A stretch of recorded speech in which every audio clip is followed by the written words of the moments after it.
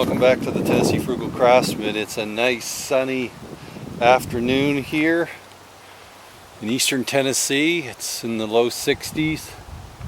I hear some of my friends up in Canada, especially eastern Canada, are experiencing record colds in the minus 30s and 40s and 50s.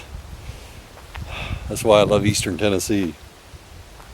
It's a great place to live.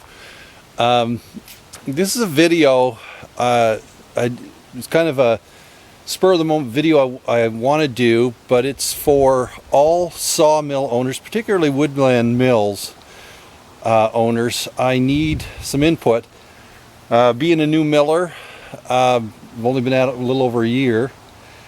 I'm not exactly sure if what's going on with my saw is normal or whether I need to replace a clutch. Now, I have checked online on YouTube. I found one video where a guy had an HM122 who had clutch issues. They had to replace it.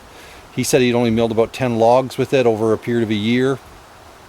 I know Woodland Mills had replaced it, and it's not that big of a deal to replace, but in his situation he was saying that the mill stopped running altogether, like it would not cut. Mine is not doing that. Mine is actually, the blade still works, the clutch still works, but I'm not sure whether this is normal. And so I will show you what I have here and you can tell me. Okay, I've got this opened up here now. And my issue is I was replacing the belts the other day on this. I get about 40 to 50 hours per belt before I have to change them. So I think this is my 5th change. My machine has a little over 200 hours on it. But this is the issue. I'll show you. I don't know whether you can see that, but that is moving back and forth. Now, it's not so much the in and out. Sorry. It's not so much the in and out as it is the back and forth movement. I'll be quiet and let you hear it.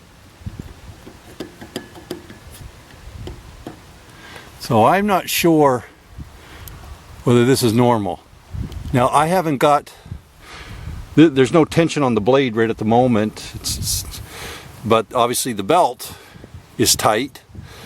There is unequal spacing between this housing here and over here. We've got about 1/8 of an inch. This has got about 3/8, 5/16. Now, again, that may have been from the factory. I just didn't notice it. But there has been some vibration in the machine as I've been using it. And that's why I replaced the belts. I knew it was getting down where I no longer had the 1/16 of an inch spacing between the actual belt itself and the blade. So that's why I replaced that. And I mean, like I said, the saw is working fine other than that. But this right here, that movement back and forth, I've got maybe 1/8 to 1/16 of an inch movement. And I'm not sure whether that's normal, so maybe some of you who are Woodland Mills operators or sawmill operators, could give me some insight on that. Is that normal? I just have never noticed it before until I was changing the blade, and that's what kind of made me think. Normally, if there's something that's different, that's not quite the what I had normally expected or had seen before, it usually means hasn't happened. And I'm not sure what that means for me. Whether I have to take the half hour or so, whatever it takes. They tell me it only takes about, if you have all the tools, about 15 minutes to a half hour to change one. But I don't know the cost of them or anything. And again, if somebody could give me some insights on that, I'd really appreciate it. Now, I know that, as you can see here, I've got 201 hours exactly on it, 201. Maybe that's when they, that's the life expectancy of them.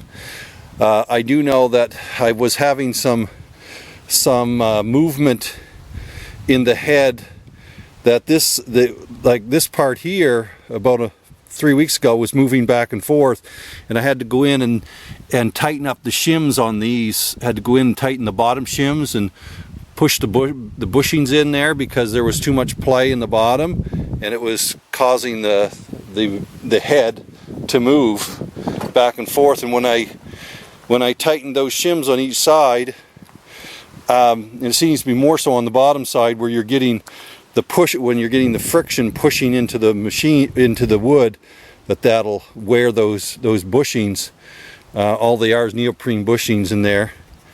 They have to be tightened, and I know that's one of the maintenance things, but this is not that. So I know what to expect, because the head itself is tight, but there just seems to be some excessive vibration, and I thought maybe it had to do with that clutch. I don't know whether there's a bearing in there. I looked on the schematic and it didn't look to be a bearing. It just shows the whole assembly. And so if you would do me the favor of actually, you know, mentioning in the comments or passing the word along. I'm trying to figure out what's going on there.